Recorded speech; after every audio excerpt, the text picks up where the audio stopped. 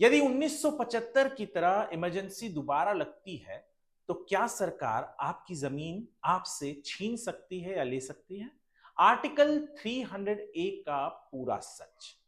क्या कभी आपने सोचा है कि अगर देश में फिर से इमरजेंसी लग जाए तो क्या सरकार आपकी जमीन, आपका घर बिना आपके मर्जी के ले सकती है? आज हम बात करेंगे 1975 के इमरजेंसी की। उसके 50 साल पूरे हो चुके हैं, लेकिन ये सिर्फ इतिहास की बात नहीं है, ये आपके संवैधानिक हक की कहानी है। आपका राइट टू प्रॉपर्टी, आर्टिकल 300 ए और इमरजेंसी में उसकी क्या हैसियत होती है, सब कुछ बताएंगे केस स्टडी के साथ। चलिए शुरू करते हैं।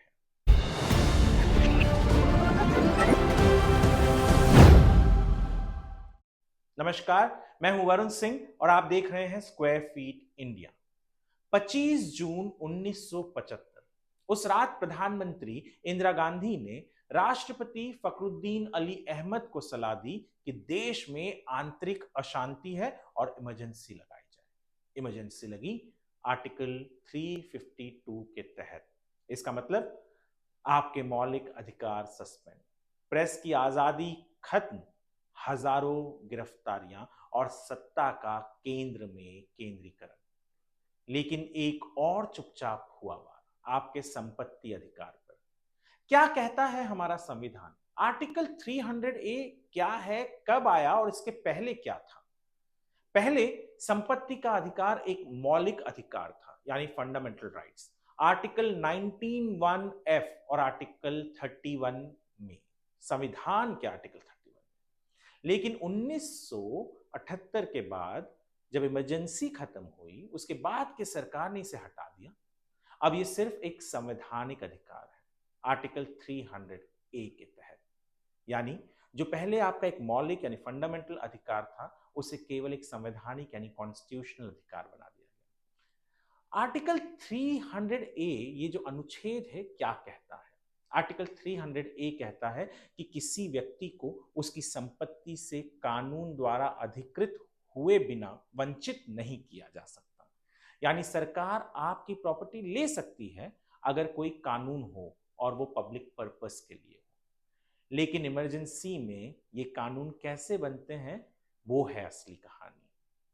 आर्टिकल 352 जो इमरजेंसी का सेक्शन है, आर्टिकल है संविधान का, उसके तहत जब इमरजेंसी लगती है, केंद्र सरकार को राज्य के सारे विषयों पर कानून बनाने की शक्ति मिल जाती है। आर्टिकल 19 यानी फंडामेंटल राइट्स यानी मौलिक स्वतंत्रता स्वतः निलंबित हो जाती है। तो भले ही आर्टिकल 300 ए सस्पेंड नहीं होता, लेकिन सरकार ऐसे कानून बना सकती है जो आपकी प्रॉपर्टी आपसे ले ले और आप कुछ नहीं कर सकते। 1975 की इमरजेंसी लगने के कुछ ही हफ्ते बाद महाराष्ट्र सरकार ने पास किया था एक एक्ट। वो था Maharashtra private forest acquisition act 1975। इस कानून से हजारों हेक्टेयर प्राइवेट फॉरेस्ट यानी निजी जंगल सरकार की मिल्कियत बन गए। सरकार ने कहा 20 गुना भूमि राजस्व के हिसाब से मुआवजा मिलेगा। लेकिन सच्चाई, हजारों जमीनों पर कभी मुआवजा नहीं दिया गया। कुछ को फॉरेस्ट माना ही नहीं गया, लेकिन फिर भी अधिग्रहित हो गई। आज तक कई जमीनें कोर्ट में विवाद में हैं। अगर मुझे उदाहरण ही देना हो आपको, तो Pandit Rao versus state of Maharashtra 2023 court ने, ये कोर्ट में चला केस, कोर्ट ने कहा अधिग्रहण तो वैध है, लेकिन क्लियर टाइटल और मुआवजा जरूरी है। ऐसे बहुत सारे केसेस हैं, अगर मैं इमरजेंसी की ना बात करूं और उसके अलावा भी, जहां पर प्रॉपर्टी पर अधिग्रहण किया गया है। आइए कुछ महत्वपूर्ण केस देखते हैं जहां आर्टिकल 300 ए को चुनौती दी गई। HPCL versus DDS Shahpur, Chennai 2005। यहां कहा गया कि प्रॉपर्टी लेने से पहले पब्लिक पर्पस और मुआवजा जरूरी है। पदम्मा वर्सेस रामकृष्ण रेड्डी 2008 का केस है, जहां पर 300 ए के बारे में कहा गया कि 300 ए भले मौलिक अधिकार ना हो, यानी फंडामेंटल राइट ना हो, ये संवैधानिक गारंटी जरूर है। कल्याणी वर्सेस सुल्तान बैटरी म्युनिसिपैलिटी 2022, बिना नोटिस के जमीन लेना अवैध है, यानी आपको सरकार से नोटिस नहीं मिली है और फिर भी आपकी जमीन सरकार लेना चाहती है, तो आपको बिना नोटिस के जो जमीन लेती है सरकार, वो अवैध होगी। State of HP versus Jodha Singh 2024 का केस है। इमरजेंसी नहीं थी, फिर भी हाईवे के नाम पर बिना प्रक्रिया जमीन ली गई, कोर्ट ने रोक लगा दी। अब हम जानना चाहेंगे, यानी एक बहुत आम स्थिति होती है कि जब नॉर्मल स्थिति होती है उसमें 301 की क्या हालत होती है, तो हमने आपको अभी कुछ केस स्टडीज में बताया ही। पर जब इमरजेंसी लगती है तो आर्टिकल 301 की स्थिति क्या होती है, हम दोनों आपको स्थिति बताते हैं। सामान्य स्थिति में 300 ए यानी 300 ए जो आर्टिकल है कॉन्स्टिट्यूशन का, आपको आर्बिट्ररी अधिग्रहण से बचाता है। यानी कोई भी आके कह दे सरकार की नहीं हमें जमीन चाहिए, तो उस आर्बिट्री अधिग्रहण से बचाता है।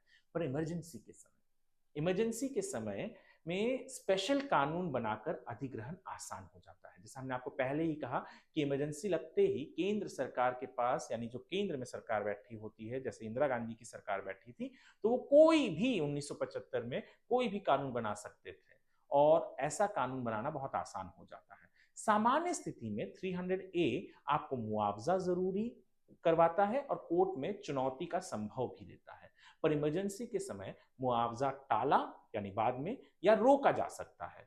कोर्ट की पहुंच सीमित होती है या डर का माहौल, ये तो हर कोई जानता है कि इमरजेंसी के वक्त किस तरीके से आम जनता तो दूर की बात है, बड़े बड़े राजनेताओं की आवाज बंद कर दी गई थी, जेल के पीछे उन्हें ढकेल दिया गया था, किस तरीके की प्रताड़ना हुई थी, क्या क्या हुआ था, ये हर किसी को पढ़ने की भी जरूरत है और जानने की भी जरूरत है।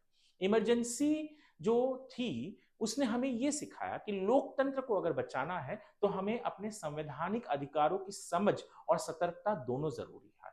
आर्टिकल 300 ए आज भी हमें सुरक्षा देता है, लेकिन इमरजेंसी जैसी परिस्थितियां इसे कमजोर बना सकती हैं। क्या आप तैयार हैं अपने हक के लिए खड़े होने को? कमेंट में लिखिए। वीडियो पसंद आया हो तो लाइक, शेयर और सब्सक्राइब जरूर करें। मिलते हैं अगले एपिसोड में, तब तक के लिए स्क्वायर फीट इंडिया देखते रहिए और इस वीडियो को देखने के लिए आपका धन्यवाद।